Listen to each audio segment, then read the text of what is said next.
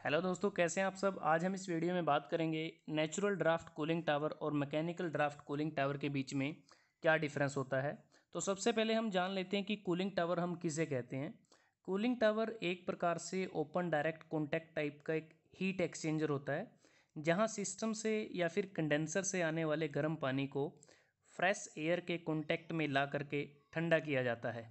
और जो cooling towers होते हैं, इसमें हवा के फ्लो के अगेंस्ट पानी के इवेपोरेशन प्रिंसिपल का प्रयोग करते हैं।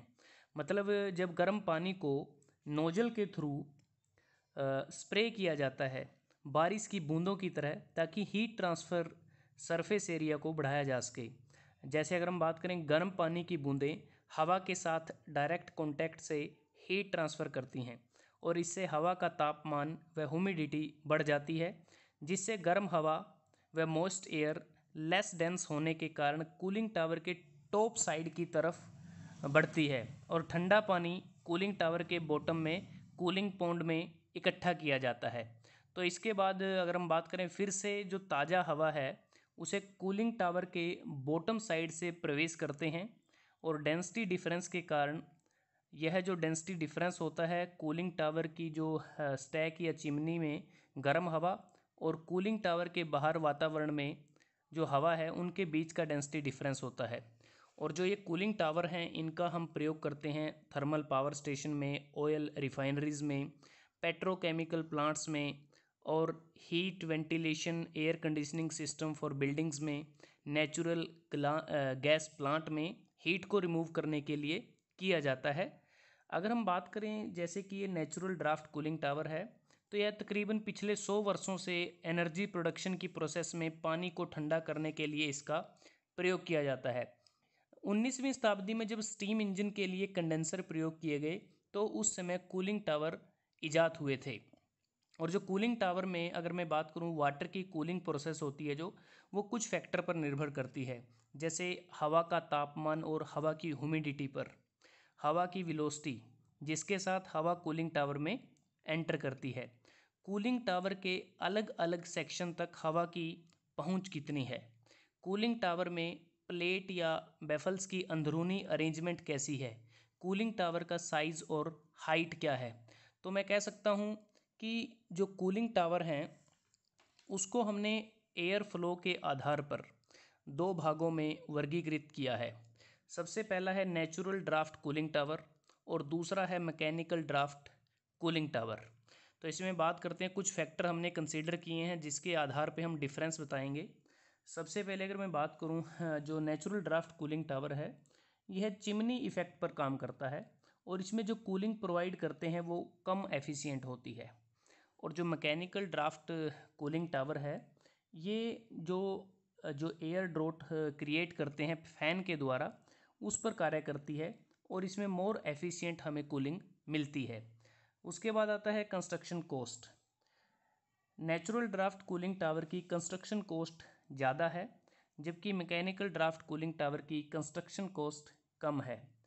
इसकी लो ऑपरेटिंग कॉस्ट है और मैकेनिकल ड्राफ्ट की हाई ऑपरेटिंग कॉस्ट है। अगर हम स्पेस की बात करें, नेचुरल ड्राफ्ट के केस में हमें ज़्यादा स्पेस की रिक्वायरमेंट होती है इंस्टॉलेशन के लिए, और मैकेनिकल ड्राफ्ट कूलिंग टावर में हमें कम स्पेस की रिक्वायरमेंट होती है। उसके बाद एयर सर्कुलेशन की अगर बात करें, नेचुरल ड्राफ्ट कूलिंग टावर में नेचुरल इफ़ेक्ट से जो एयर है वो सर्कुलेट करती है और इसमें हमें किसी प्रकार के कोई फ़ैन की ज़रूरत नहीं होती। जबकि मैकेनिकल ड्राफ्ट कूलिंग टावर में हमें फ़ैन की ज़रूरत होती है जब हमें एयर को सर्कुलेट करना होता है। कई बार टॉप साइड पर फ़ैन लगा होता है, कई बार यहाँ बॉटम साइड पर फ़ैन लगा होता है। वो डिपेंड करता है कि हमारी रिक्वायरमेंट क्या होती है। उसके बाद आता है एनर्जी कंजप्शन की बात करें।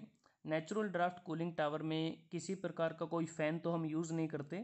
कई बार वाटर की सर्कुलेशन के लिए कोई स्मॉल कैपेसिटी का पंप यूज किया जा सकता है, तो इसमें बहुत कम हमारा एनर्जी या पावर का कंजप्शन होता है। जबकि मैकेनिकल ड्राफ्ट कूलिंग टावर में एडिशनल फ़ैन लगे होते हैं जिसके लिए हमें पावर की रिक्वायरमेंट ज़्यादा होती है। अगर मैं मेंटेनेंस की बात करूं, तो नेचुरल ड्राफ्ट कूलिंग टावर में कम मेंटेनेंस की ज़रूरत पड़ती है, लेकिन जो मेंटेनेंस करते हैं वो डिफ़िकल्ट होता है उसको रिपेयर करना, क्योंकि ये पूरी तरह से अगर देखें कंक्रीट का ये बना है, इसकी हाइट भी ज़्यादा होती है, तो इसका डिफ़िकल्ट टू रिपेयर है। लेकिन जो मैकेनिकल ड्राफ्ट कूलिंग टावर है इसमें हमें प्रॉपर मेंटेनेंस करनी पड़ती है, लेकिन इसमें मेंटेनेंस करना थोड़ा आसान रहता है इसकी कम हाइट होने के कारण। ऑपरेशन सेफ्टी की अगर बात करें तो नेचुरल ड्राफ्ट कूलिंग टावर में सेफ ऑपरेशन होता है, इसमें किसी प्रकार के फेलियर होने की संभावना नहीं है। लेकिन इस केस में मैकेनिकल इक्विपमेंट में फेलियर होने की संभावना रहने के कारण सेफ ऑपरेशन नहीं होता।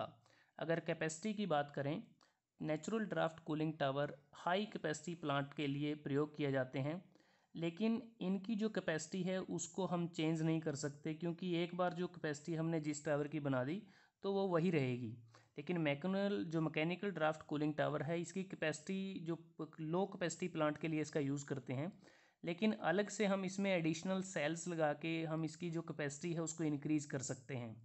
अगर लोकेशन प्रेफरेंस की बात करें, कहाँ किसका यूज़ ज़्यादा होता है, इसके लिए जो मेनली वैली लोकेशंस होती हैं, मतलब कि जहाँ पहाड़ी या पहाड़ों के बीच में कोई भी निचला जो क्षेत्र होता है जहाँ पर आमतौर पर कोई नदी निकलती है, वो ज़्यादा प्रेफरेबल रहता है। जो मैकेनिकल ड्राफ्ट कूलिंग टावर हैं इनके लिए हम इनलैंड लोकेशन का यूज़ करते हैं। इनलैंड लोकेशन जो समुद्र तट या फिर सीमाओं से दूर होती है वहाँ पर इनको लगाया जाता है। कंस्ट्रक्शन अगर मैं पीरियड की बात करता हूँ, नेचुरल ड्राफ्ट कूलिंग टावर को बनाने में ज़्यादा टाइम लगता है, लॉन्गर कंस्ट्रक्शन पीरियड है, जबकि मैकेनिकल ड्राफ्ट कूलिंग टावर का जो कंस्ट्रक्शन पीरियड है वो कम है, और एक टाइम में हम 2 या 2 से ज़्यादा टावर्स को साइमल्टेनियसली इसमें कंस्ट्रक्ट कर सकते हैं। कंस्ट्रक्शन मटेरियल की बात करें तो natural draft cooling tower concrete का बना होता है, जबकि mechanical draft cooling tower concrete के भी बने हो सकते हैं, टिम्बर के भी बने हो सकते हैं, स्टील के भी बने हो सकते हैं। और ज़्यादा बड़ा साइज़ होने के कारण नेचुरल ड्राफ्ट कूलिंग टावर को डिसमेंटल करना आसान नहीं है, लेकिन इसको आसानी से डिसमेंटल किया जा सकता है। अगर वाटर फ्लो की बात करें, natural draft cooling tower large water flow के लिए उपयुक्त रहते हैं, जबकि जो मैकेनिकल ड्राफ्ट कूलिंग टावर हैं ये सभी प्रकार का जो वाटर फ्लो है उसके लिए सूटेबल रहते हैं। इसके बाद अगर हम बात करें जो वाटर डिस्ट्रीब्यूशन सिस्टम होता है उसकी जो क्लीनिंग और मेंटेनेंस होती है, इस केस में वो थोड़ी डिफ़िकल्ट रहती है इसके साइज़ और स्ट्रक्चर के कारण। लेकिन मैकेनिकल ड्राफ्ट कूलिंग टावर में नेचुरल ड्राफ्ट कूलिंग टावर के कंपैरिजन में जो वाटर डिस्ट्रीब्यूशन सिस्टम है उसकी क्लीनिंग और मेंटेनेंस थोड़ी आसान रहती है। तो दोस्तों आज हमने इस वीडियो में आपके साथ डिस्कस किया cooling tower, natural draft cooling tower और मैकेनिकल ड्राफ्ट कूलिंग टावर के बीच में क्या क्या डिफरेंसेस हैं, और उम्मीद करते हैं वीडियो आपको पसंद आया होगा। अगर वीडियो आपको अच्छा लगा आप इसको लाइक कर सकते हैं, शेयर कर सकते हैं अपने दोस्तों के साथ, स्टूडेंट्स के साथ, और चैनल्स को सब्सक्राइब करना ना भूलें। जल्दी हाजिर होते हैं एक नए वीडियो के साथ, तब तक के लिए धन्यवाद। आपका दिन शुभ रहे।